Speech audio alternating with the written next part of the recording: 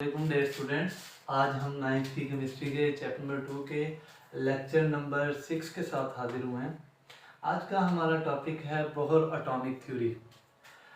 जैसे हम अपनी हर वीडियो में एक ना एक कुछ इंटरेस्टिंग फैक्ट्स के बारे में बात करते हैं केमिस्ट्री के, तो इंशाल्लाह आज भी केमिस्ट्री के कुछ इंटरेस्टिंग फैक्ट्स के बारे में बात होगी, लेकिन उसके लिए आपको वीडियो के एंड तक इंतज़ार करना पड़ेगा।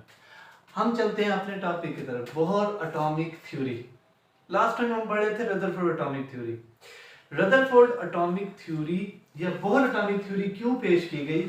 ये जो रदरफोर्ड एटॉमिक थ्योरी के डिफेक्ट थे उसको मद्देनजर रखकर ये बोहर एटॉमिक थ्योरी पेश की गई।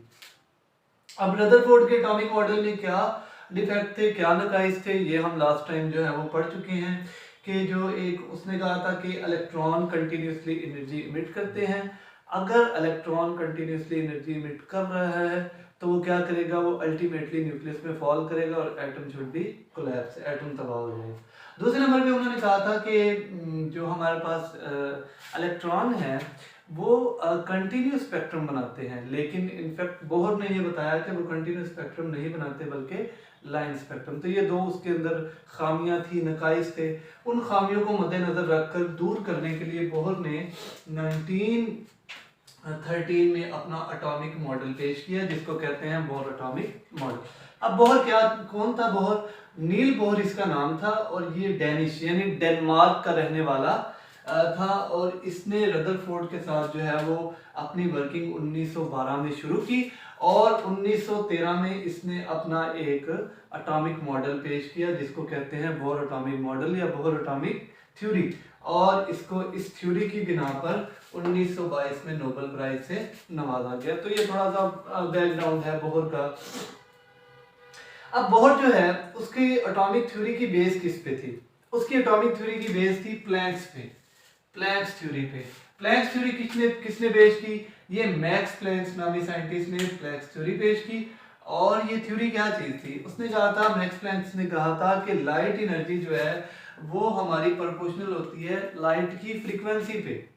क्या मतलब है कि हमारी लाइट की फ्रीक्वेंसी जो है वो जितनी ज्यादा होगी लाइट एनर्जी उतनी ज्यादा होगी, या लाइट एनर्जी जितनी कम होगी फ्रीक्वेंसी जो है वो उतनी कम होगी। तो इसको कैसे रिलेशन से रिलेट किया गया? ई डायरेक्टली प्रोपोर्शन वी, ये म्यू है, म्यू से मुराद है फ्रीक्वेंसी। तो प्लैंक्स की जो हमारे पास बोहर के एटॉमिक थ्योरी है वो प्लैंक्स की थ्योरी से क्या करती है? रिलेट करती है। अच्छा, अब बोहर ने क्या कहा?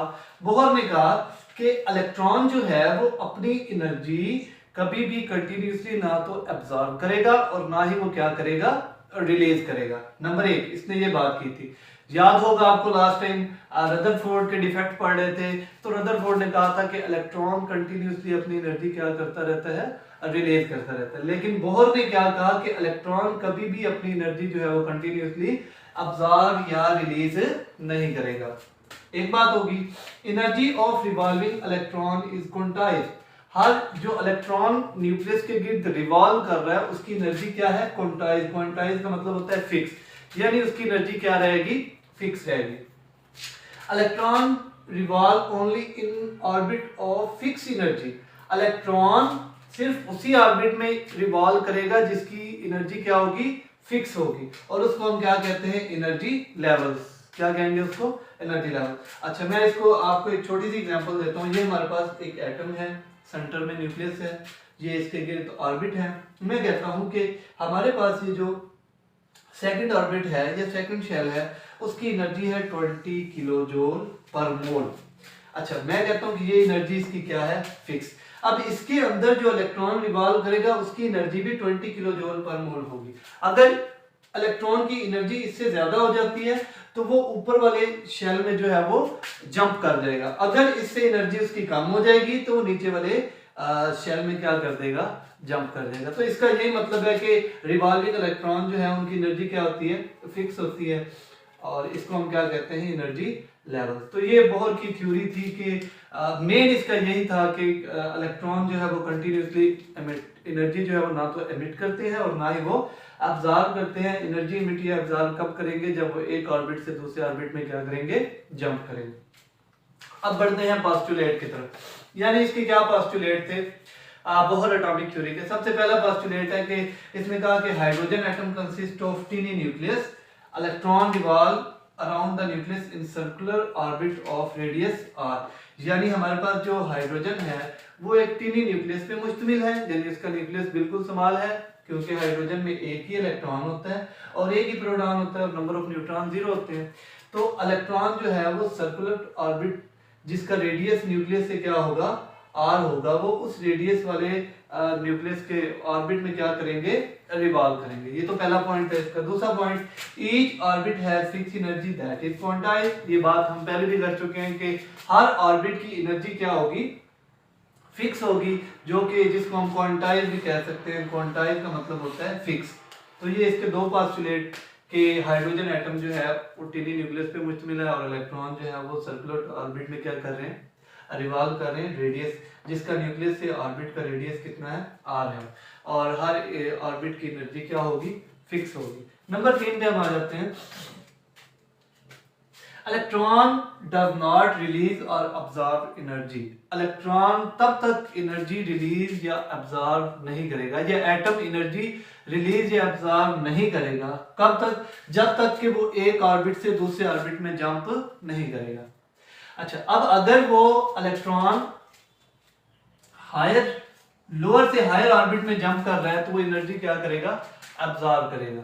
क्या बात मैंने की है कि अगर इलेक्ट्रॉन लोअर ऑर्बिट से हायर ऑर्बिट में जंप कर रहा है तो वो एनर्जी क्या करेगा अब्जॉर्ब करेगा।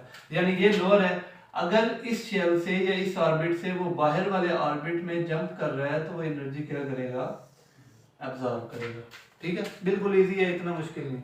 दूसरे नंबर पे अगर इलेक्ट्रॉन जो है वो हायर ऑर्बिट से यानी बाहर वाले ऑर्बिट से बाहर वाले शेल से लोअर वाले ऑर्बिट की तरफ जंप करेगा तो वो एनर्जी क्या करेगा रिलीज करेगा, और वो एनर्जी रिलीज या अब्जॉर्ब होती in the form of photons. वो हम बाद में हायर क्लासेस में इंशाल्लाह डिस्कस करेंगे। फिर वक्त आपके लिए जानना यही जरूरी है कि लोअर ऑर्बिट से हायर ऑर्बिट में जंप करेगा तो वो एनर्जी क्या करेगा अब्जॉर्ब करेगा, और अगर हायर से लोअर में आएगा तो वो एनर्जी क्या करेगा रिलीज करेगा। ये शॉर्ट क्वेश्चन पेपर में आता है कि as long as electron remain in the shell it does not emit or absorb energy, when does electron emit or absorb energy. के इलेक्ट्रॉन जो एनर्जी इमिट अब्जॉर्ब करेगा कब करेगा, जब वो एक ऑर्बिट से दूसरे ऑर्बिट में जंप करेगा। तो ये इसका आंसर है। अच्छा, उसके बाद आ जाता है इस एनर्जी को हम कहते हैं डेल ई। डेल ई यानी डेल्टा का साइन, डेल्टा का sign mean change in energy, यानी E2 minus E1, E2 minus E1 यानी हायर ऑर्बिट की एनर्जी और लोअर ऑर्बिट की एनर्जी को हम क्या कर देंगे माइनस कर देंगे, और ये किसके बराबर है h म्यू के बराबर है, और इसको हम फ्रीक्वेंसी कहते हैं। और h हमारे पास क्या है, ये मैक्स प्लैंक्स जो है कांस्टेंट इसको पढ़ते हैं, और इसकी वैल्यू क्या है 6.63 मल्टीप्लाई 10⁻34 जूल सेकंड।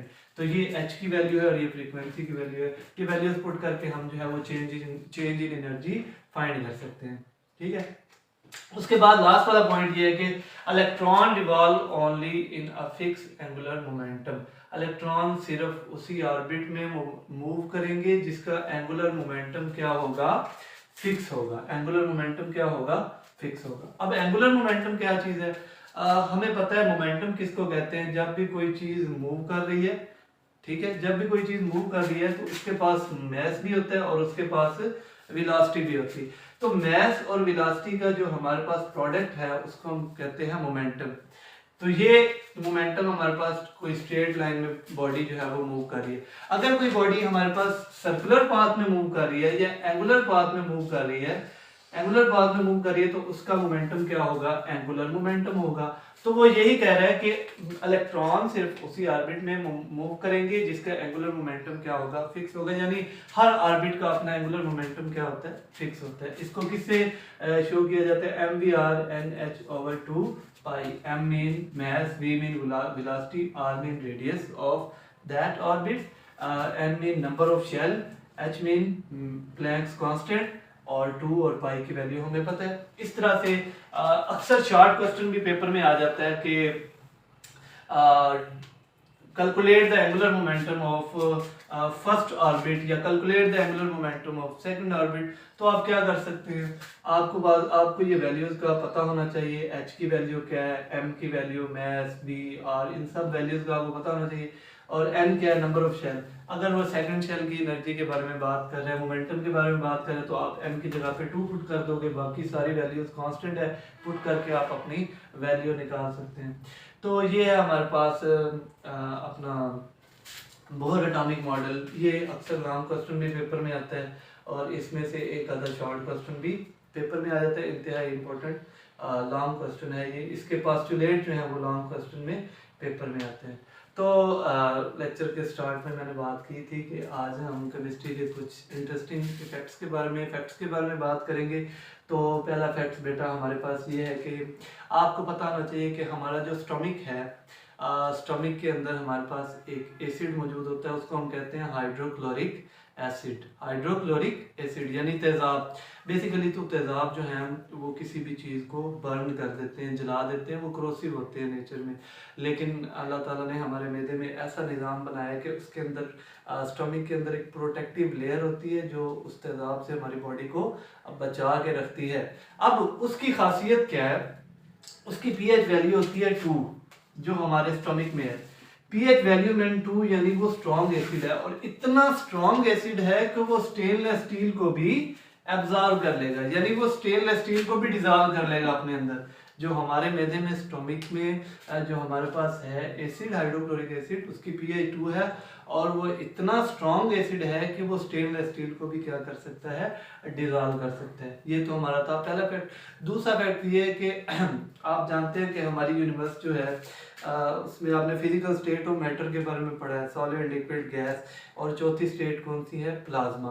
प्लाज्मा के बारे में भी आप जानते होंगे, ये 4th स्टेट ऑफ मैटर है। तो हमारी जो यूनिवर्स है उसका 99% हिस्सा जो है वो प्लाज्मा से बना हुआ है।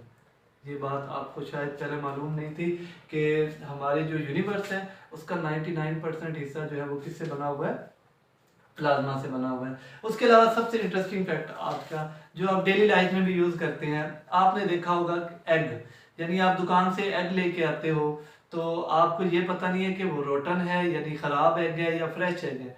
तो उसका पता लगाने के लिए आप क्या करोगे, सिंपल सा मेथड है।